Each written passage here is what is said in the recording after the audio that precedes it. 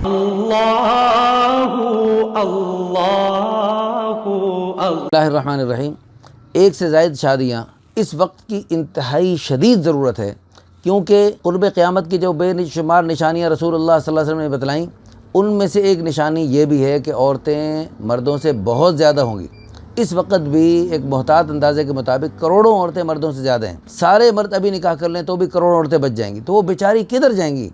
ان کے لیے اللہ پاک نے یہ حلال راستہ بنایا ہے، اس کو عام کرنا ضروری ہے۔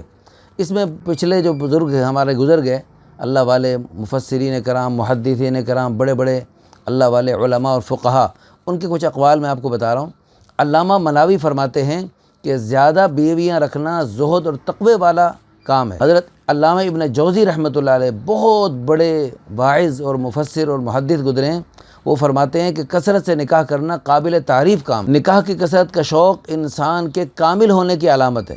ایک بیوی پر اکتفا کرنا مرد کی فطرت سے پوری طرح مطابقت ہی نہیں رکھتا، اور مجاہد جو ہوتا ہے وہ آلات جہاد سے محبت کے ساتھ ساتھ نکاح کی کثرت کا شوق بھی رکھتا ہے۔ دیکھیں رسول اللہ صلی اللہ علیہ وسلم، صحابہ کرام، تمام اولیاء کرام زیادہ شادیاں کرنے والے ہیں۔ اگر پہلی بیوی بہت اچھی ہو، پہلی بیوی میں کوئی بھی خامی نہ ہو، تو بھی بشرط عدل دوسری شادی کرنا مستحب ہے۔ دوسری شادی عمر کے کسی بھی حصے میں کی جا سکتی ہے۔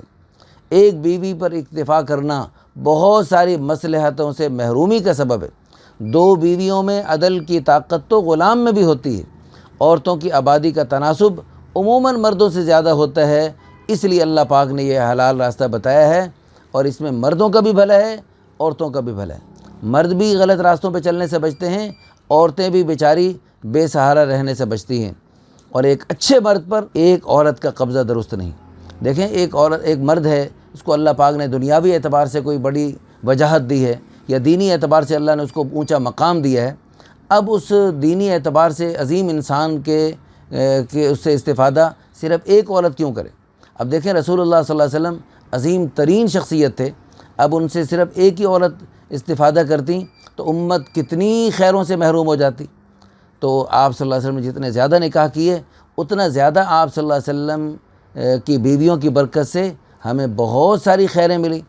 تو اس لیے ہم سب نیت کریں کہ انشاءاللہ ثم انشاءاللہ، یعنی رسول اللہ صلی اللہ علیہ وسلم کی اس چھوٹی سنت کو، اس میٹھی سنت کو ہم سب زندہ کریں گے، اور اس کو محبت کی نگاہ سے دیکھیں گے، اور اس کو عظمت کی نگاہ سے دیکھیں گے، اور اس کو عیب نہیں سمجھیں گے، اس کو نعوذ باللہ جرم یا ظلم نہیں سمجھیں گے۔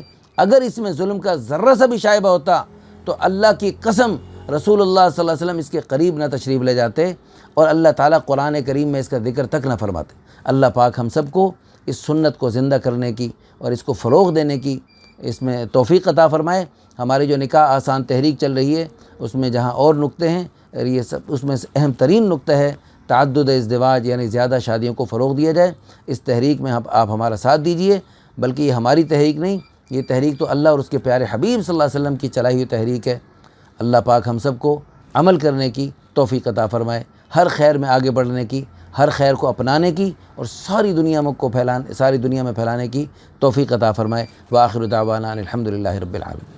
اللہ اللہ اللہ